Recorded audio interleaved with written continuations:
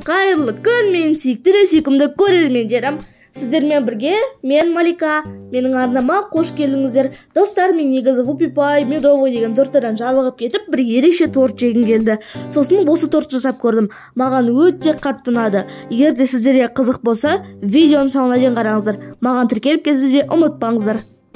Енді желатинімізді бұқтырып қоямыз. Достар, желатинға мүлдем немқұрайлы қарауға болмайды, себебі торттағы ең маңызды зат осы желатин, және де тортты қатыратын да желатин.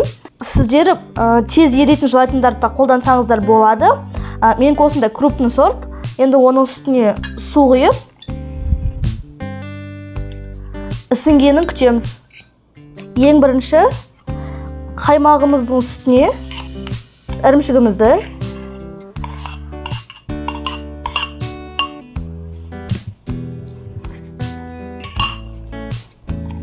жақсылап екеуін араластырып аламыз. Блендермен езіп аламыз. Үстіне қантты қосамыз. Бағана 20-25 минутқа қалдырып қойған желатинімізді микроволновкаға ерітіп аламыз. Сіздер водяной баняда да еріте берсеңіздер болады. Ең бастысы қайнатып жібермеген дұрыс. Егер сіздер қайнатып жіберетін болсаңыздар, желатин өзінің қойылатын қасиетін жоғалтып алады. Құямыз еді желатинімізді.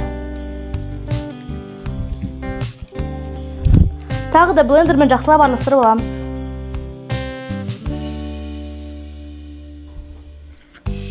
Осымен біздің масса дайын.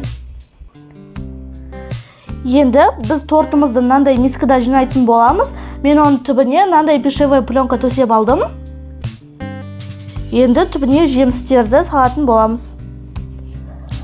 Міне мен осындай апельсинді қоямын. Түбіне апельсинді қойып жатқан себебім, аударған кезде бұл бетіне түседі, әдемі болып көрінеді.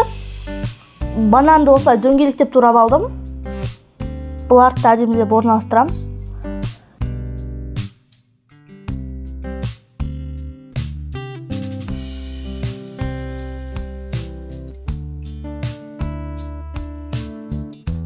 Енді өріктерімізді саламыз. Мен өріктерді осылай турап алдым.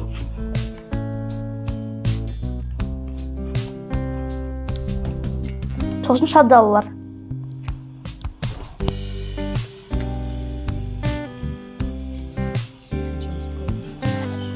Сіздер кез келген жеміс қолдана берсеңіздер болады. Киви, ананас қолдансаңыздар да торттарыңыз өте дәмді шығады. Енді мен мынандай крекер қосамын үстіне.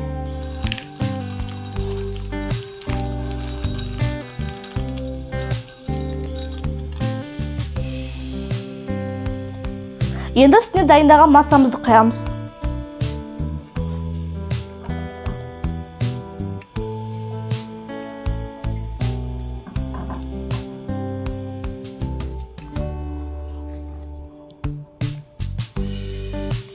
Енді бетінде пищевой пленкамен жабамыз. Енді холодильникке түнге қойып қоямыз. 12 сағаттан көбірек қойғандарыңыз дұрыс. Ол қатуы керек. Мінеке мен тортымды түнімен қойып қойдым. Енді ортасын кесіп көрейік. Мінеке торт өзінің формасын жақсы ұстап тұр.